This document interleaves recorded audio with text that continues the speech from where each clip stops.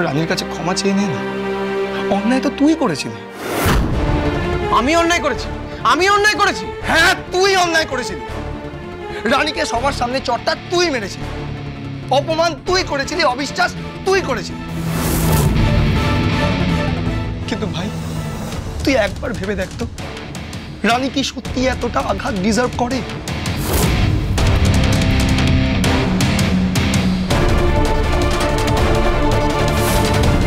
কি হলো, দাঁড়িয়ে রইলেন কেন? চলুন। হ্যাঁ,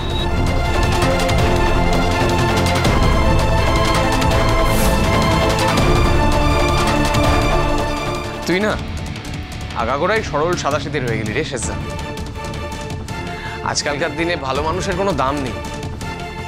শুধু শুধু রানীর জন্য এতটা সেন্টিমেন্টাল হোস না। রানী ঠিক নিজের জায়গাটা গুছিয়ে নিয়েছে। আজকে নার্সিং হোমে যেভাবে বড় বড় কথা বলছিল, আমি শিওর ওর পেছনে কোনো বড় সাপোর্ট আছে। তখনও ছিল, তাই জন্যই বাড়ি থেকে বেরিয়ে যেতে পেরেছে।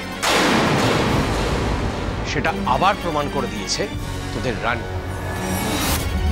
এই শোন, তোর মতো মানুষ না রানীকে ডিজার্ভই করে। ও তাই? তাহলে ওকে ফিরিয়ে আনার জন্য কেন রিকোয়েস্ট করতে এসেছিস? কেন এসেছিস বল আমায়। এই চুপ কর তো, তোর সাথে কথা বলাই না বেকার।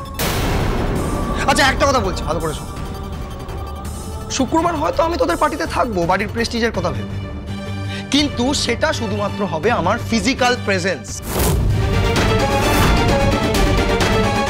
সবার মতো হয়তো আমিও হাসবো, কিন্তু সেটা হবে কৃত্রিম, শুধুমাত্র ভদ্রতা রক্ষার জন্য।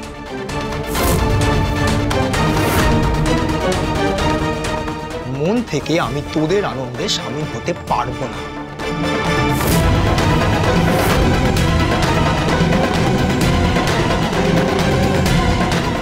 তুই পারলি না ওর হাত দুটো ধরে ক্ষমা চাইতে?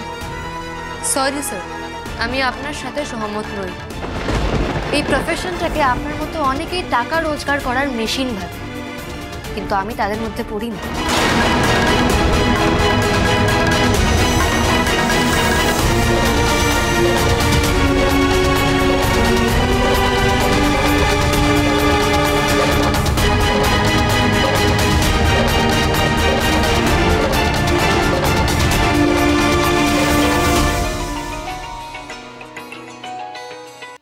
হ্যালো, ডক্টর দুর্জয় সেনগুপ্ত স্পিকিং।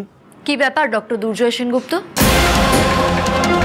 হঠাৎ পিতৃসত্তা জাগার দিয়ে উঠলো যে? রানী, কি ভাবলে তুমি এতগুলো খেলনা পাঠিয়ে দেবে আর অমনি আমার মেয়ে আমাকে ভুলে তোমার কাছে ছুটে চলে যাবে? ভেবেছিলে গরিব মা বলে ভালো ভালো জিনিস কিনে দিতে পারবো না, আর সেই সুযোগেই বড়লোক ডাক্তার পিতৃত্ব কিনে নেবে, তাই তো? Just shut up! বাজে কথা বলার জন্য আমাকে আর কখনো ফোন করবে না। আমি ফোন রাখছি। 1 মিনিট। তোমাদের রানী সোম থেকে রবি প্রতিদিন সন্ধ্যে ৬টায় স্টার জলসায় ও ডিজনি প্লাস হটস্টারে।